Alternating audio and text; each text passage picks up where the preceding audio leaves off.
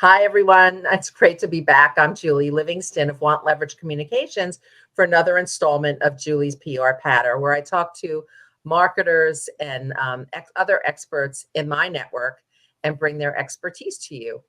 Um, how well do you know your customers, your target customers? Do you really understand what they are looking for from your brand, from your company? Do you have a customer profile? And are you really drilling down on their needs? In my marketing work, and my work is in public relations and LinkedIn marketing, this is critical, knowing your customer.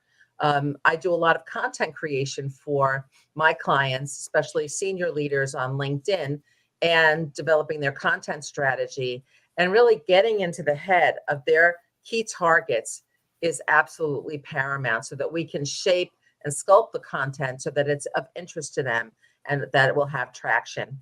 I'm really thrilled to have my guest today is Popolizio of Social Squib. Anne is a Facebook ads nerd and a data processor. She helps businesses to reach their target customers, build their community, and achieve their marketing goals. She's also an avid sailor and adventurer, and she's participated in sailing races around the world. And I'm so happy to have you here today, Anne. Thanks Thank for you for joining me. having me. Yeah. So what can people do to humanize their brand and humanize the connection with their target customers? And why is that so important, especially in what you do with Facebook advertising? Yeah. So I'll start with why is it so important to be like human and real in your marketing? We'll start with I think I would say there's two big reasons. There's a ton of reasons, but I'll start with two big ones.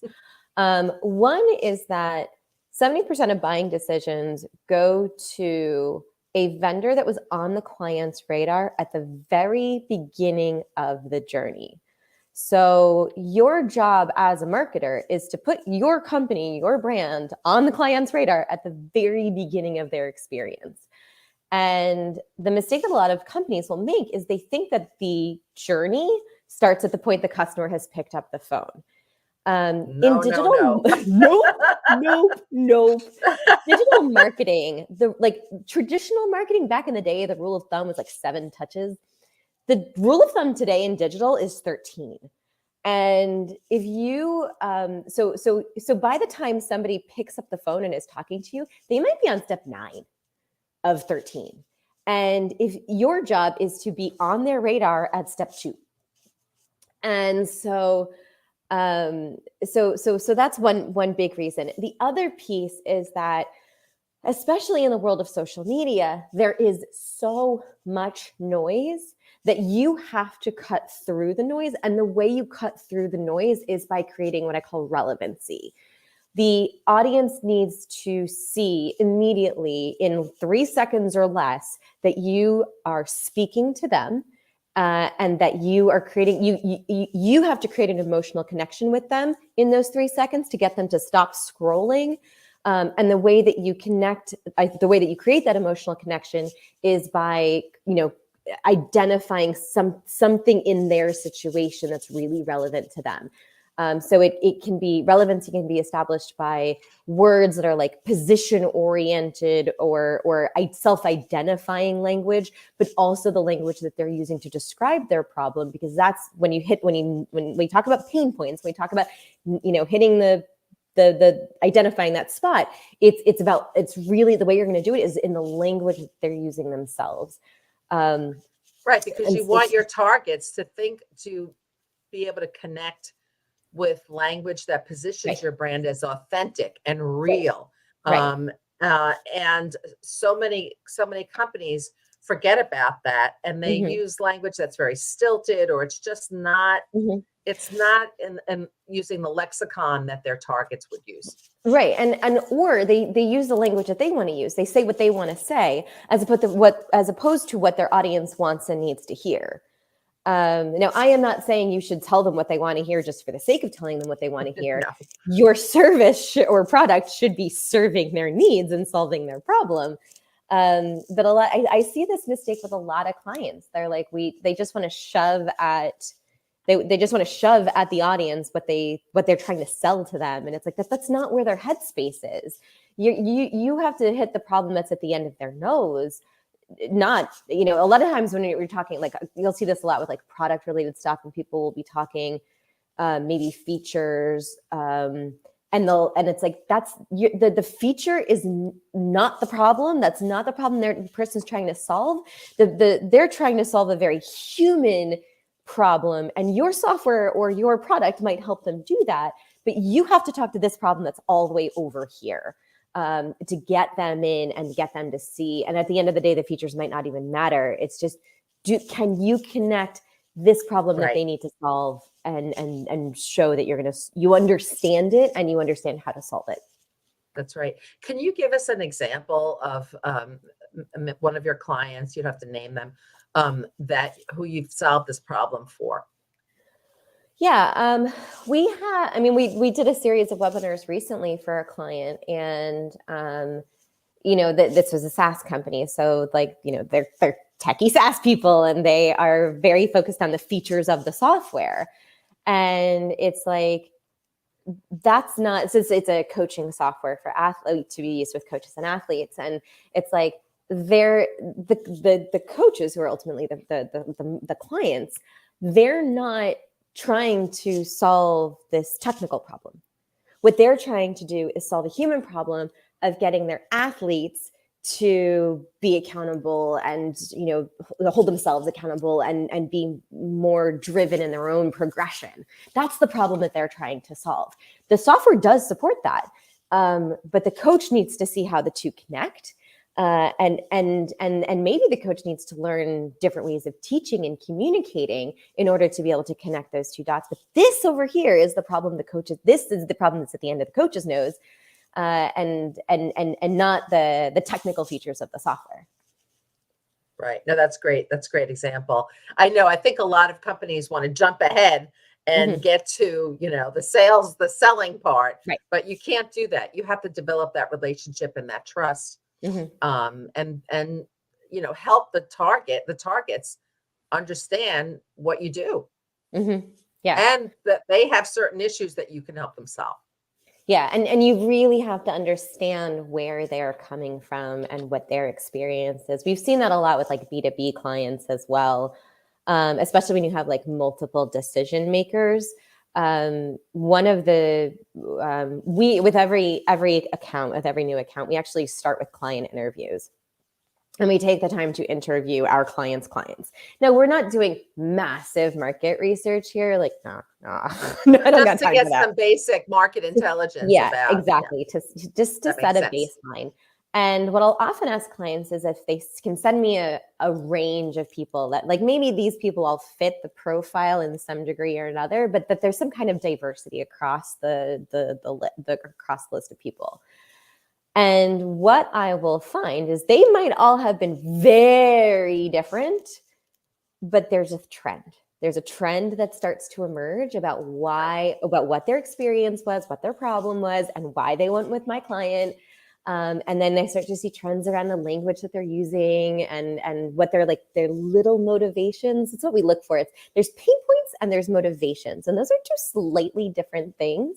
And so we start to see, when it comes to motivations, we start to see a lot of trends there. And so we're looking for the patterns, and then when we do that, then we start to really dive into kind of what the experiential is. And one of the pieces, like feedback that we got from one of our B2B clients, was that it's really hard for these companies to vet vendors. And it was like, okay, problem solved. Our job is to make us as vettable as possible, or to make my client as vettable as possible.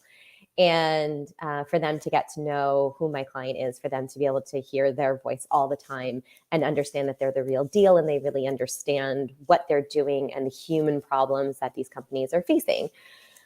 And, that client had, 50 to 60% growth 2 years in a row leading into the pandemic. Wow. Like it was pretty impressive. And these are key brand differentiators too. So when you start to pull out that data and those insights on what the nuances are, that's when I think you could be most effective in your marketing.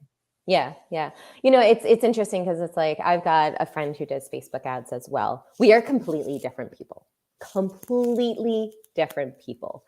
I mean, we have areas of specialty differentiators as well. He's mostly e-commerce. I am mostly service providers and what I call the high consequence service providers. Uh-huh. Um, you know, so we used to serve different areas of the market, but we can both run Facebook ads. Yes, I can run an e-commerce ad, and yes, you can run a lead gen campaign. Like we can do both of those things. Those are technical. But then personality wise, we're so different. And I don't bat an eyelash at standing next to him, because if he's what you want, you're gonna hire him. And if I'm what you want, you're gonna hire me. And we just attract different people because you need to be able to the client service provider relationship is so much bit grounded in communication, and that communication style and personality is going to come a lot into play with that. And that's why Yeah, no, I agree. And I've had a similar experience, Mhm. absolutely. Because every person who does public relations or LinkedIn marketing, again, they have a different style. Their service Mhm. offerings might be slightly different, and their Mhm. approach for sure. I know my approach Mhm. is my approach, Mhm. you know, Yeah, and exactly. Exactly. yeah, it works for me. So Mhm. what what are some of the common blind spots or some of the Mm. missteps that companies and brands make in Facebook advertising that you've been seeing? Mhm. Um, Yeah, I mean, I think we talked about some of the big ones. So, you know, not knowing their customer inside and out, not understanding the language and how their clients speaks about, or their customer speaks about the experience. Some other big ones that people might not be as aware of, like not looking at your data. So people tend to think of like data and humans as being two separate things, and that couldn't be further from the truth. Your data is telling you where there are problems in the human experience of your marketing funnel.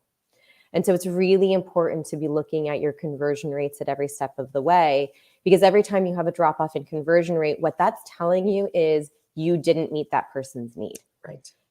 And now there's different reasons for why you didn't meet that person's need. Maybe that person shouldn't have been in the funnel in the first place, but then that tells you have a messaging problem at the top of the funnel, right? So that tells you that at the ads level, you need to tweak your messaging because maybe your relevancy is too broad and you need to narrow it down a little bit. Then you're looking at your link click-through rate, which that's telling you like, is your offer is at least at the ads level, is the offer relevant enough to them? Then you're getting to the landing page and looking at the landing page conversion rate. Again, is the offer relevant enough to them? And a lot of times the problem is in the messaging. It could be in the framing. There could be too much noise. There could be not enough information. You know, there's different reasons.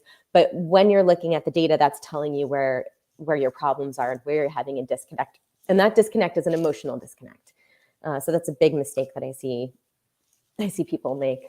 Other things, not giving enough. I think people are really afraid to over market. And I mean, I don't know about you, but I'm busy. And there's a Most lot going people on in my are. life, you know? So if you would like me to show up for something like your, I don't know, webinar, maybe you should remind me about 30 times, because that's what it's going to take to get to me to Right. show up. And there's so many people that are afraid to remind people too many times. I'm like, no, I need it. You're doing me a favor.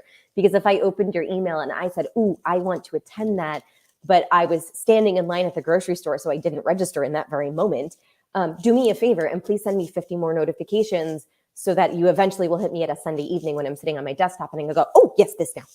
Yeah, and if somebody's not interested, they'll just either Yeah, unsubscribe or or I'll yeah, ignore it. they'll It'll be fine. ignore it. Right. I won't see it Right. anyway. But no, I agree. I agree. I think companies can be very reticent and gun Mhm. shy about Yeah. putting their message out there boldly. Mhm. But that really is the way to Mhm.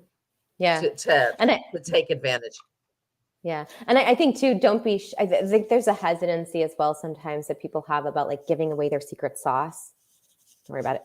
Like if I could solve your problem, and people are like, oh, you don't want to have coffee with someone. I can talk to you for an hour. That does not mean you can execute on it.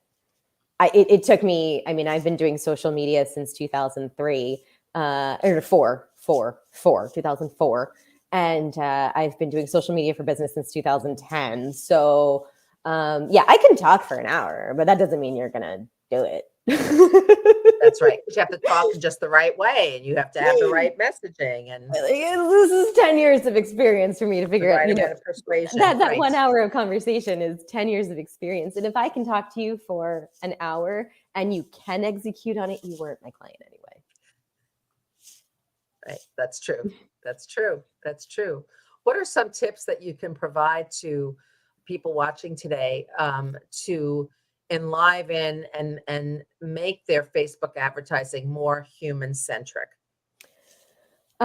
Talk to your clients, do client interviews, dive deep. And it is not just about what their experience was with working with you or buying from you or using your product or service. That's a little bit of it, but you are trying to really understand what was the experience like all the way from the very beginning, from the very first step when they first started to be like, I think there's something bothering me on my nose. Oh, I have an itch on my nose. Oh, I should do something about that itch on my nose. You want to know what the experience was like at that point in time. And then when it was, what was the experience? What were the questions that they were asking? Where were they like, there's a thing on my nose. And how many people did they go, there's a thing on my nose. What do I do about this thing on my nose? And they're like, it's an itch and you need to scratch. And you're like, but how do I scratch it? You can use your fingernail. You could use a screwdriver. You could use one of those wooden finger thingies. I don't know. Right. Keep drilling down. Keep drilling down until you identify what it is. All the way to the beginning, and you really want to focus in on what the experience was, the qualitative experience of that early process, and what the questions were, and what the motivations were. Does it have to be complicated to do these stakeholder interviews? I know that a lot of companies, my clients included, get very overwhelmed about this sort of, early kind of research to understand the market. Yeah. And I mean, I say keep it simple, stupid. So your marketing, I agree. well, your marketing strategy is really a hypothesis. So go back to 7th grade science class and use the scientific method. We will typically interview about 5 people. And that gives us enough to give us a foundation around where the trends are, because the trends do start emerging. And I'll just assume that those 5 people are representative of a larger group. And what I do, I don't then lock in what those 5 people gave me. I will interview those 5 people. I'll identify, okay, 3 people said this, 2 people said this, 1 person said this. These are 3 categories of motivation. Then I go into a testing phase. And then I say, okay, so these were the 3 motivations that we identified. We're going to test this now at the ads level. And I use the ad level. You fine tune it some more. Yes, exactly. Yeah. And I use that to do the wider, I am Italian and I am talking with my hands. I use ads to do the wider testing, right? So I develop a hypothesis around these 3 motivations, and then I do the testing, and that's how I'm able to identify what does or doesn't get people to take action. And then these are interviews that you can revisit. We've got a client that talks to clients of theirs for their blog monthly. They do the best job of connecting with their audience because they talk to them every single month. Now they don't talk to 40 people every single month. They talk to 1 to 2. Right. They kind of know who of their client base can really give them those insights, those nuggets that they can expand upon. And then they write blogs that are telling this story that these people went through. And if one of their clients went through it, well, probably 15 others did as well. And so that does a great job of really connecting and creating that human experience. I couldn't agree more. That is a practice that I use regularly as well in creating effective LinkedIn content for senior leaders. I use some of the real experiences they're having and then recapture that in the content. And it gets so much traction because it's so relatable and it's so real. Yeah. And I just want to point out all of the examples that I have given on this call have all been B2B. I think a lot of businesses think that, oh, we're B2B, therefore. And you can connect with your audience just as much as any B2C brand. Yeah. Well, Anne, thank you so much. I can't believe we're at time. Thank you so much for being here today. It was great to chat with you. Thank you for having me. Humanize Your Brand. Yeah. And I hope you'll come back again sometime. Thank you for having me. Okay. Have a great weekend. Take care. You too, Julie. Bye-bye. Bye.